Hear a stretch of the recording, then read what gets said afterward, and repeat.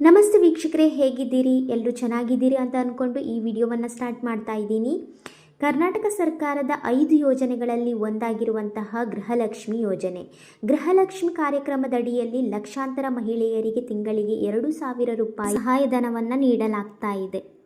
ಇತ್ತೀಚೆಗಷ್ಟೇ ಮಹಿಳಾ ಮತ್ತು ಮಕ್ಕಳ ಅಭಿವೃದ್ಧಿ ಸಚಿವೆ ಆಗಿರುವಂತಹ ಲಕ್ಷ್ಮಿ ಹೆಬ್ಬಾಳ್ಕರ್ ಅವರು ಮೇ ಮತ್ತು ಜೂನ್ ತಿಂಗಳ ಹಣದ ಬಗ್ಗೆ ಪ್ರಮುಖ ಮಾಹಿತಿಯನ್ನು ನೀಡಿದ್ದಾರೆ.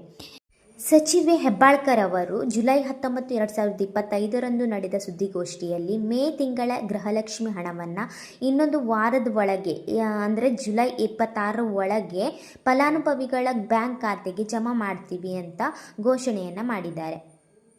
ಹಣಕಾಸು ಮಂಡಳಿಯಿಂದ ಅನುದಾನ ಬಿಡುಗಡೆಯಾಗಿದೆ, ಕೆಲವು ಟೆಕ್ನಿಕಲ್ ಇಶ್ಯೂಸ್ ಇಂದ ಪಾವತಿ ಮಾಡೋದು ವಿಳಂಬವಾಗಿದೆ ಎಂದು ಸ್ಪಷ್ಟನೆಯನ್ನು ನೀಡಿದ್ದಾರೆ.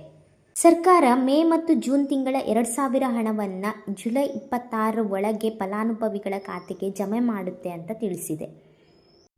ಇದೇ ಮೊದಲ ಬಾರಿಗೆ ಸರ್ಕಾರ ನಿಗದಿತ ಡೆಡ್ಲೈನ್ ಅನ್ನು ನೀಡಿದೆ.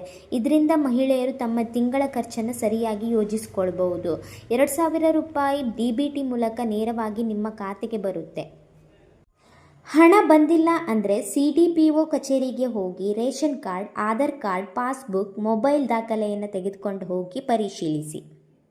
ಹಾಗೆ ಬ್ಯಾಂಕ್ ಆಧಾರ್ ಲಿಂಕ್ ಆಗದೇ ಇದ್ದರೆ ಆ ಸಮಸ್ಯೆಯನ್ನು ಸಹ ಸರಿಪಡಿಸಿಕೊಳ್ಳಿ. KYC ಸಮಸ್ಯೆ ಏನಾದರೂ ಇದ್ದರೆ ಅದನ್ನು ಸಹ ಸರಿಪಡಿಸಿಕೊಳ್ಳಿ.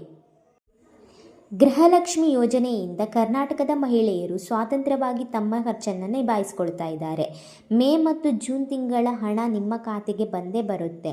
ಬರದೇ ಇದ್ದವರು ನಿಮ್ಮ ದಾಖಲೆಗಳನ್ನು ಒಂದು ಸಾರಿ ಪರಿಶೀಲಿಸಿಕೊಳ್ಳಿ. ಇದೇ ರೀತಿಯ ಎಲ್ಲ ಮಾಹಿತಿಗಾಗಿ ನಮ್ಮ ಚಾನಲನ್ನು ಸಬ್ಸ್ಕ್ರೈಬ್ ಮಾಡಿಕೊಳ್ಳಿ.